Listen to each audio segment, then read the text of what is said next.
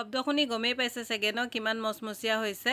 আৰু যি মই আপোনালোকলৈ অলপ বেলেগ ধৰণে বনোৱা নিমকি ৰেচিপি এটা লৈ আহিছোঁ। আৰু এই নিমকিবিধ মই নিমকি আকাৰত নবনাওঁ, অলপ বেলেগ ধৰণে বনাম। আৰু মই এইবিধনো কেনেকৈ বনালোঁ জানিবৰ কাৰণে আপোনালোকে ভিডিঅ'টো স্কিপ নকৰাকৈ শেষলৈকে চাব। আৰু শেষত কেনে পালে কমেণ্ট এটা কৰি জনাবলৈ নাপাহৰিব। তাৰ কাৰণে প্ৰথমতে এটা মই বাতি লৈ তাত মেজাৰিং কাপৰ জোখেৰে 2 কাপ মই আটা লৈছোঁ। ইয়াত আপোনালোকে অকল ময়দাও ব্যৱহাৰ কৰিব পাৰে বা আটা বা ময়দাও ব্যৱহাৰ কৰিব পাৰে মিক্স কৰি। মই কিন্তু আটাৰে বনাইছোঁ আৰু হেল্ডি হয় সেইকাৰণে। আৰু এতিয়া মই তাত দি দিছোঁ আধা চামুচ কালজিৰা আৰু আধা চামুচ জৰণি, আৰু লগতে ইয়াত দি দিছোঁ মই ঘি অকণমান গলাই পেলাই। আপোনালোকে ইয়াত তেলো ব্যৱহাৰ কৰিব পাৰে, লগতে সোৱাদ অনুসৰি নিমখ দিছোঁ। এতিয়া এইখিনি ভালদৰে হাতেৰে মোহাৰি সানি ল'ম।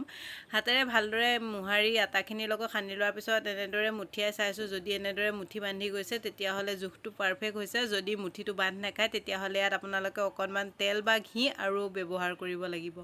তাৰপিছত এইখিনি মই অকণমান পানী দি পেলাই ধুনীয়াকৈ এইখিনি মঠি গৈছোঁ। আপোনালোকে এইখিনি মঠোতে একেবাৰতে পানীখিনি দি নিদিব, অকণমানকৈ দি পেলাই টানকৈ এইখিনি মঠিব লাগিব। একেবাৰে কোমলকৈ মঠিলে নহ'ব। ভালদৰে পানীখিনি দি মঠি লোৱাৰ পিছত যেতিয়া এইখিনি ধুনীয়াকৈ ডো এটা হৈ গৈছে, তাৰপিছত হাতেৰে মোহাৰি আৰু অকণমান মঠি ল'লোঁ মই। তাৰপিছত একেবাৰে অকণমান নিমজ কৰি লৈ ওপৰত এয়া অকণমান তেল বা আপোনালোকে ঘিউ সানিব। মই অকণমান ঘিউ সানি পেলাই এইখিনি এতিয়া ঢাকি পেলাই কাপোৰ এখনৰ সহায়ত কিছু সময়ৰ কাৰণে ৰেষ্ট কৰিব দিম। আধা ঘণ্টামানৰ কাৰণে ৰেষ্ট কৰিবলৈ সেইখিনি ৰাখি দিয়াৰ পিছত এতিয়া মই এটা বাতি লৈছোঁ। বাতিটোত মই ইয়াত 2 চামুচমানৰ জোখৰ ঘি দিছোঁ। ইয়াত আপোনালোকে তেলো ব্যৱহাৰ কৰিব। তাৰপিছত এইটো কৰ্ণফ্ল'ৰ দেখিছে নহয়, এই কৰ্ণফ্ল'ৰ তাৰে মই ইয়াত 2 চামুচমানৰ জোখৰ দি পেলাই এইখিনি এটা মই চেলেৰি ৰেডি কৰি আছোঁ। এইখিনি মই ব্যৱহাৰ কৰিব লাগিব যেতিয়া মই নিমকিবিধ বনাম। সেইকাৰণে এইখিনি ইয়াত আপোনালোকে ঘি সলনি তেল বা আৰু কৰ্ণফ্ল'ৰ সলনি ময়দাও ব্যৱহাৰ কৰিব পাৰে, কিন্তু ইয়াত মই ময়দা একোতে ব্যৱহাৰ নকৰোঁ বুলিয়ে কৰা নাই, মই ইয়াত কৰ্ণফ্ল'ৰ ব্যৱহাৰ কৰিছোঁ।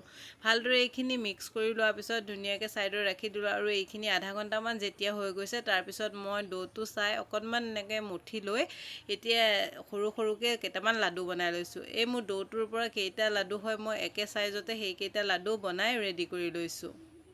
তাৰপিছত এতিয়া মই আকৌ এইখিনি ঢাকি থৈ এটা লাডু লৈ লৈছোঁ আৰু বেলনাখনত লৈ এতিয়া মই অকণমান এয়া আটা ছটিয়াই লৈছোঁ। তাৰপিছত এতিয়া মই এইখিনি পাতলকৈ বেলি ল'ম। মই এইটো প্ৰথমটো বেলি আছোঁ আৰু এইটো দেখিছেনে মই কিমান পাতলকৈ বেলিছোঁ। এয়া ধুনীয়াকৈ এনেদৰে পাতলকৈ বেলি ল'ব লাগিব। এটা বেলি ছাইডত থৈ পেলাই মই এতিয়া মই ছেকেণ্ডটো বেলি লৈছোঁ আৰু ছেকেণ্ডটো মই একেধৰণে পাতলকৈ ধুনীয়াকৈ বেলি ল'লোঁ। তাৰপিছত এতিয়া মই একেবাৰে ইয়াত 3 নম্বৰটো বেলি আছোঁ। 3 নম্বৰটো মই বেলি পেলাই বেলনাখনতে ৰাখিলোঁ। তাৰপিছত মই ঘি আৰু কৰ্ণফ্ল'ৰে যিখিনি মিশ্ৰণ বনাই ৰাখিছিলোঁ সেইখিনিৰে এচামুচ দি পেলাই গোটেই ৰুটিখনত আঙুলিৰ সহায়ত এনেদৰে বহলাই গোটেইখনতে সানি ল'লোঁ।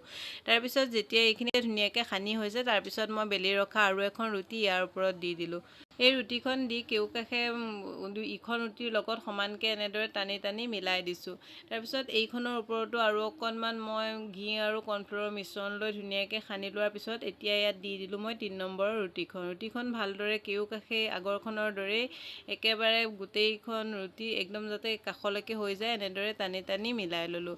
তাৰপিছত আকৌ আধা চামুচমান কৰ্ণফ্ল'ৰ আৰু ঘিউৰ মিশ্ৰণখিনি লৈ পেলাই ৰুটিখনত ভালদৰে সানি ল'লোঁ। তাৰপিছত এতিয়া মই এটা ছাইডৰ পৰা এইখিনি এনেদৰে পকাই আনিছোঁ। মই কেনেদৰে কৰিছোঁ আপোনালোকে ভালদৰে চাই যাব। এইখিনি কৰোঁতে অকণমান লাহে কৰিব, নহ'লে খোল খাই যোৱাৰ ধৰণে হয়। অকণমান টানকৈ হ'ব লাগে, সেইকাৰণে এনেদৰে লাহে পকাই যাব।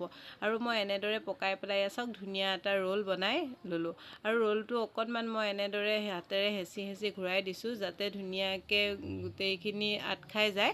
তাৰপাছত ইটো মূৰৰ পৰা অকণমান অঁতৰাই কাটি দিছোঁ আৰু এতিয়া এটা আঙুলিৰ জোখত মানে 1 ইঞ্চিমানৰ জোখত এয়া ধুনীয়াকৈ এইখিনি কাটি লৈছোঁ। আৰু মই আপোনালোকক এপিচ দেখুৱাম চাব, দেখিছে নহয় এইবিলাক ধুনীয়াকৈ লেয়াৰ্ছবিলাক দেখা গৈছে। তাৰপিছত মই এনেদৰে অকণমান গোল কৰি হাতেৰে হেঁচি এইকেইটা বনাই ল'লোঁ। তাৰপিছত এতিয়া আমি এইখিনি পাতলকৈ বেলি ল'ব লাগিব। এয়া এটা লৈ পেলাই মই বেলনাখনত এয়া দেখিছে নহয় অকণমান পাতলকৈ ধুনীয়াকৈ বেলি লৈছোঁ। এতিয়া এনেদৰে মই গোটেইকেইটা বেলি ল'ম। এয়া দেখিছে নহয় মই গোটেইকেইটা বেলি লোৱা হৈ গৈছে।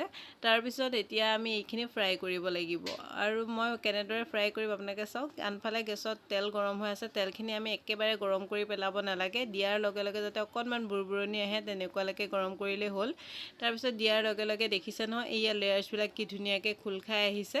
আমি যে কৰ্ণফ্ল'ৰ আৰু ঘিউ দি পেলাই যোনখিনি মিশ্ৰণ বনাই পেলাই ইয়াৰ ভিতৰত দিছিলোঁ ৰুটিকেইখনৰ, সেইকাৰণে এয়া লেয়াৰ্ছবিলাক ধুনীয়াকৈ খোল খাই আহিছে। আৰু এনেদৰে মই কিছু সময় এলুটি খুলুটি কৰি ফ্ৰাই কৰাৰ পিছত যেতিয়া ধুনীয়া এটা কালাৰ আহিছে এইখিনি মই কাঢ়ি ল'লোঁ আৰু মই এনেদৰে গোটেইখিনি নিমকি বনাই এয়া ৰেডি কৰি ল'লোঁ। আৰু চাওকচোন দেখিবলৈ কিমান ধুনীয়া লাগিছে।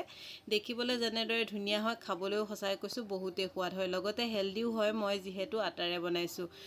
আপোনালোকে যদি এনেদৰে এই নিমকিবিধ বনাই খোৱা নাই, আজি মোৰ ভিডিঅ'টোৰ জৰিয়তে আপোনালোকেও এদিন বনাই খাই চাবচোন। আৰু এই নিমকিবিধ বনাই যদি আপোনালোকে এয়াৰটাইট কণ্টেইনাৰত ভৰাই ৰাখে, এমাহ ডেৰ মাহলৈ খাই থাকিব পাৰিব, ই বেয়া হৈ নাযায়। শেষত মোৰ আজি নিমকি ৰেচিপিটো চাই যদি ভাল পালে লাইক, কমেণ্ট আৰু শ্বেয়াৰ কৰি দিব। তেতিয়াহ'লে আজিলৈ আহিছোঁ, বাই বাই।